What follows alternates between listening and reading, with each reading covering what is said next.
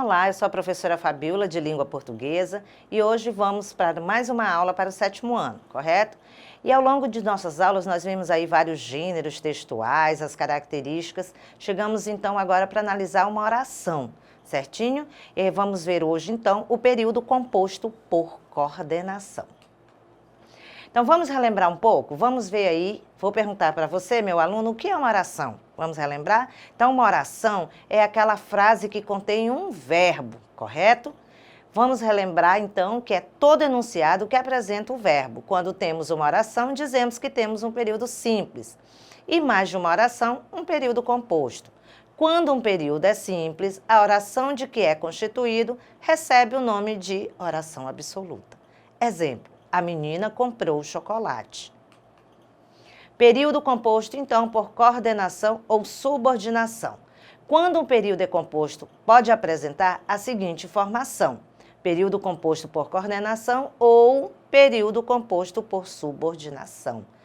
Vejamos o primeiro, composto por coordenação. Ocorre quando é constituído apenas de orações independentes, coordenadas entre si, mas sem nenhuma dependência sintática. Ou seja, cada oração tem seu sentido completo. Vejamos o exemplo. Saímos de manhã e voltamos à noite. Observe aí que nós temos duas orações, duas informações em torno de um verbo cada uma, né? Saímos de manhã e voltamos à noite. Vamos ver agora o composto por subordinação. Ocorre quando é constituído de um conjunto de pelo menos duas orações em que uma delas, subordinada, depende sintaticamente da outra, que eu vou chamar de oração principal. Vejamos o exemplo. Não fui à aula porque estava doente. Observe aí que a oração principal é esta primeira, não fui à aula. A segunda oração, porque estava doente, ela está condicionada, subordinada à oração principal, à informação da oração principal, certinho? Então vejamos agora o período composto por coordenação. Esse período composto por coordenação, ele apresenta simplesmente duas ou mais orações independentes, mas isso vai ocorrer de duas maneiras, correto? Uma oração coordenada não exerce uma função sintática em relação a outra oração do período.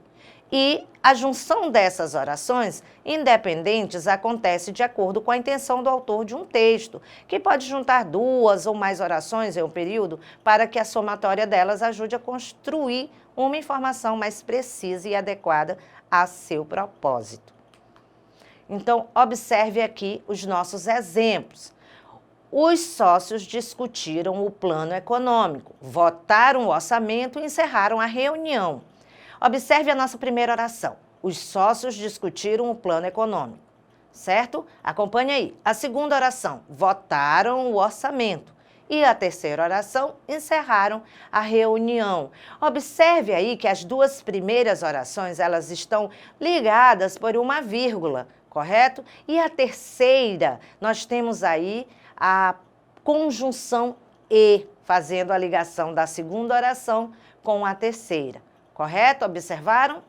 Então, olha só, as orações coordenadas que não são ligadas, observe bem, não são ligadas por conjunções, ou seja, são aí ligadas por uma vírgula, elas são chamadas de assindética. Isso mesmo, vejamos o nosso exemplo. A tempestade derrubou árvores, destelhou casas, alagou ruas. Ninguém saiu de casa, todos ficaram sentados. Observe que todas as orações estão separadas aí por uma vírgula, correto? Então, cada oração dessa, ela é independente e não apresenta aí uma conjunção. Por isso, ela é classificada como oração coordenada assindética.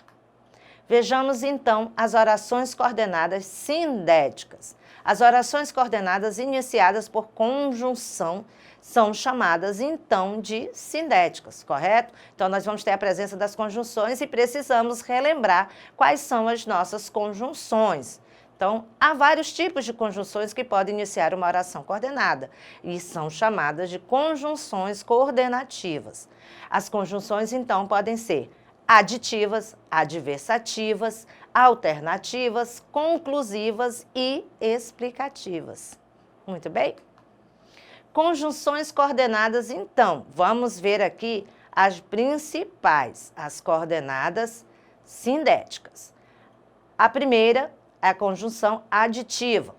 As conjunções sinalizadas como aditivas são estas: o e, nem, não só, mas também, não apenas, mas ainda e etc.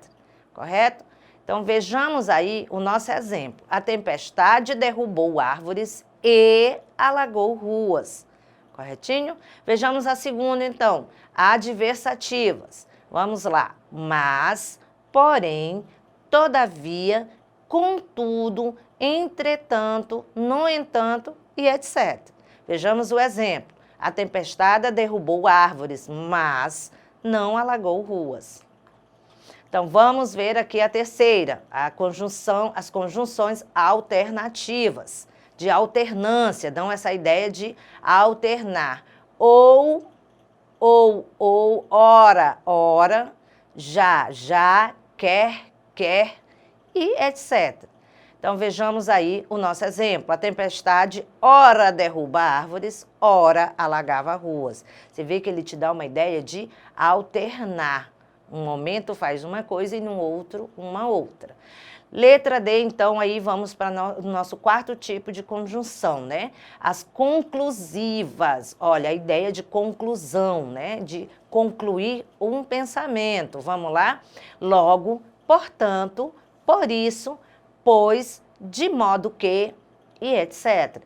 Vejamos o exemplo. Ele é mais forte, portanto, tem mais chances de vencer a prova. Observe que esse portanto aqui, ele conclui, né? Ele conclui o pensamento quando ele afirma que ele é mais forte, né? Daí ele tem chances de vencer a prova, certinho? Vejamos então a nossa aqui, último tipo de conjunção, né? As explicativas, vamos lá? O nome já diz, ele tem a intenção o quê? De explicar, né? Justificar, vamos dizer assim, uma informação dada anteriormente. Então, pois, porque, que e etc. Vejamos o exemplo. Ele tem mais chances de vencer a prova porque é mais forte. Observa que o porquê aí, ele está te dando a ideia de justificar, explicar por que ele tem mais chances de vencer. Certinho? Agora eu vou chamar a atenção de você, meu aluno, para observar a seguinte oração. Ele faz as compras e quem paga a conta sou eu. Observe a presença do e, que a princípio ele é uma conjunção aditiva, mas veja que nesta oração, neste período, nós não temos ela com a ideia de adicionar uma informação, mas sim uma ideia contrária, né? A ideia adversa, algo que se opõe a outra informação. Vejamos novamente, ele faz as compras e quem paga a conta sou eu. Observe que esse e, ele é facilmente colocado aí, trocado pelo mas, correto? Mas quem paga a conta sou eu. Então, dá a ideia de contrariedade, oposição. Então, você tem que ficar muito atento que, na verdade, não é só você colocar e saber todas as conjunções e classificá-las, porque dependendo do período, de como é a formação dela, ela pode aí exercer uma outra função que não seja a dela prioritariamente, né? Como estamos vendo o exemplo da conjunção aditiva e, certinho? Então, fique atento, né? Esse tipo de mudança de função acontece também com outras palavras, não só com esse exínio aí, essa conjunção aditiva, né? Pode ser também com o pronome pessoal, que pode exercer função de pronome possessivo. Vamos a um exemplo. Roubou-me o coração. Correto? Isso indica que para classificar uma oração coordenada, não basta decorar os tipos de conjunções, como já havia dito. É necessário analisar todo o período, percebendo as relações que ali se estabeleceram. Vamos exercitar um pouco? Leia a tira do Armandinho a seguir e responda as questões 1 e 2. Primeira questão, então, vamos fazer a leitura da tirinha. Olha, pai, fiz um furão de massinha. Este furão não parece nada bem. Sim, é um furão atropelado. Ele ia atravessar a estrada, mas não tinha passagem de fauna. Correto? Então, o último quadrinho apresenta um período composto, ou seja, a junção de duas orações. Identifique os verbos presentes nessas orações, né? Para a gente identificar, então, as duas orações que estão se relacionando. Isso mesmo, nós temos uma locução adjetiva na primeira oração, ia atravessar, e o verbo tinha, né, na segunda oração, correto? Na questão 2, a conjunção mas presente na fala de Armandinho possibilita classificar a oração em. Vamos lá? Vamos retomar a tirinha? Ele ia atravessar a estrada, mas não tinha passagem de fauna. Ele me dá uma ideia do quê? De contrariedade, de fazer a ação e não ter feito a ação. Então, é isso mesmo, oração coordenada sindética adversativa. Para mais informações, acesse então a plataforma Eduque e reveja aí todas as nossas aulas. Até a próxima!